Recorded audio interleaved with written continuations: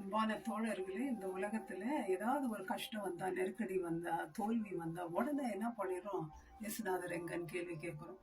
ஆனா ஒரு எக்ஸாம்பிள் உங்களுக்கு சொல்ல விருப்பப்படுறேன். இயேசுநாதர் கூட இந்த மாதிரி நிலைமை ஏற்பட்டுச்சு. என்ன பண்றாரு? தேவாலயத்துல அவர் போதகம் பண்ண பிறகு ஜனங்கள் எல்லாம் ஒன்று கூடி என்ன பண்றாங்க? செங்குத்தான மலையிலிருந்து அவரை தலைகீழா கீழே போடணுன்ட்டு தள்ளிட்டு வராங்க. ஆனா அவர்கள் மத்தியில இருந்து அவர் போய்விடுறாரு. அவர் சொல்லியிருக்கலாம் கடவுள்கிட்ட, ஆண்டவரே உம்முடைய வேலையை செய்ய தான் வந்தேன், என்ன ஜனங்க இப்படி தள்ளுறாங்களே, நான் இனிமே செய்ய மாட்டேன், எனக்கு இந்த கடவுள் வேணாம் விட்டு ஓடிட்டுக்கலாம். ஆனா அவர் அப்படி செய்யலைங்க. அவர்கள் மத்தியிலிருந்து கடந்து போயிடுறாரு. ஆனா நீங்க ஆண்டவர் விட்டு போயிடுறீங்க. ஒரு கத்தியை குழந்தைகிட்ட கொடுப்பீங்களா? கொடுக்க மாட்டீங்க. ஏன்னா குழந்தைக்கு தெரியாது. கட் பண்ணிக்கும். அதே தாங்க. அவருடைய நேரத்துக்காக வெயிட் பண்ணுங்க. எந்த நேரத்துல உங்களுக்கு தரணும்னு அவருக்கு தெரியுங்க. அவர் உங்களை நேசிக்கிறார். அவரை விட்டு மாத்திரம் போயிடாதீங்க. அந்த தப்பை செய்யாதீங்க. இயேசு நேசிக்கிறார்.